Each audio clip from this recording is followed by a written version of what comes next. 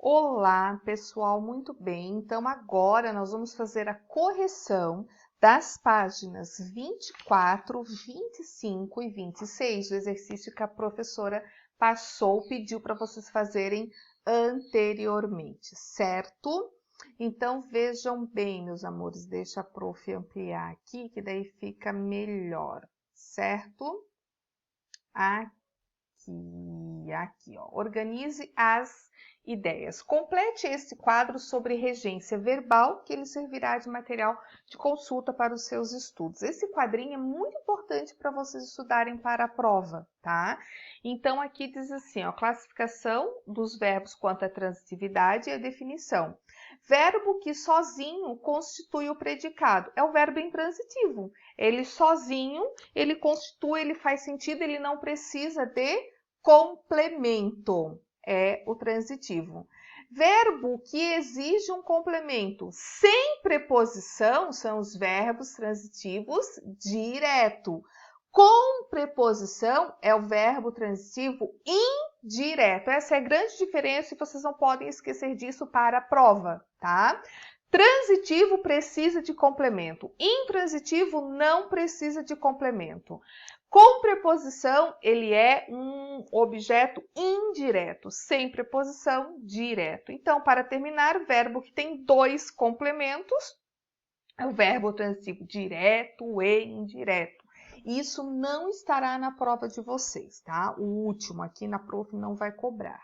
Atenção agora, na frase o médico assistiu o doente. O verbo assistir neste sentido aqui, ele significa que ele ajudou o paciente. Então, escreva uma frase em que o verbo visar signifique pretender alguma coisa. Como sugestão, então, olhem só, o vereador visava um alto cargo no governo federal. O aluno visava boas notas na prova, tá? Na oração a seguir, o verbo é transitivo direto ou indireto. Por quê? Os alunos concordaram com a decisão do professor. Os alunos concordaram, né? E aí, é um verbo transitivo, porque precisa de complemento, que quem concorda com alguma coisa. Então, nesse caso, é transitivo indireto. Por quê? Porque ele exige um complemento com preposição. Concordaram com a decisão. Com é a minha preposição, por isso que ele é indireto. Na página seguinte, vocês tinham, então, um texto para respondermos as próximas questões sobre tombamento, preservando um passado sempre contemporâneo.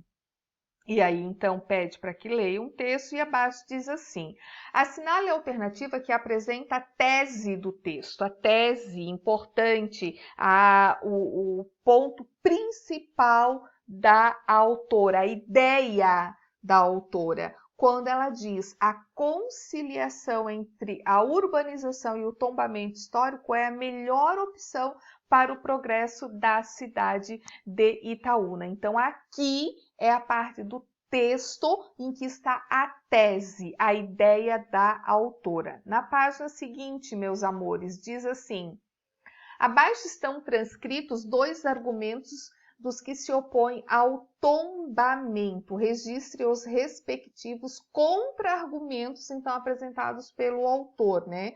O tombamento prejudica o dono do bem tombado. O contra-argumento, o proprietário do bem tombado não é impedido de usufruí-lo ou, né, é isento de vários impostos. Então, isso é um contra-argumento. E aqui, o tombamento atrasa a economia e a urbanização. Contra-argumento, o tombamento é aliado da economia e da urbanização. Tá? Número 3, além da contra-argumentação, o autor usa também a estratégia argumentativa de argumentos baseados em provas concretas, o que é importantíssimo para provar a sua ideia. Isso está onde? Isso ocorre quando ele diz aqui, ó, né, na Europa e na Índia, velhas residências se transformaram em hotéis de alta lucratividade, permitindo o avanço econômico. Então, ela tem provas do que ela está afirmando. Além dos argumentos mencionados nas questões 2 e 3, o autor apresenta outros dois que também contribuem para a defesa da sua tese e pede para escrever. Tem mais 2 que seriam, então, os artefatos tombados garantem a singularidade de Itaúna perante outras cidades vizinhas, o que torna essa cidade diferente, né? E um outro argumento, os artefatos asseguram um aquecimento no setor do turismo, obviamente, tá? Então, vocês podem passar essas 2 questões aí. Número 5, indique os parágrafos que correspondem a cada parte da dissertação. Isso é importante, né? Que a gente sempre trabalha isso aí, então, no gênero textual. A contextualização está lá no primeiro parágrafo. Sempre, obrigatoriamente, tem que já introduzir com o tema, contextualizar. A discussão, a argumentação, discussão, não é discursão, né? Discussão, e está do 2º ao 5º parágrafo, e a conclusão se encontra, então, no 6º parágrafo. A conclusão é sempre o último parágrafo do meu texto, certo?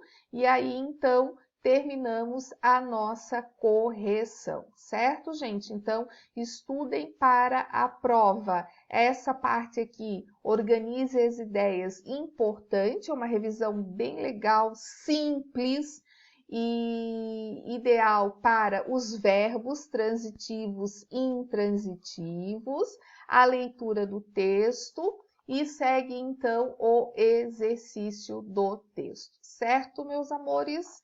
Então, muito obrigada pela aula. Façam a correção na apostila de vocês. Beijos!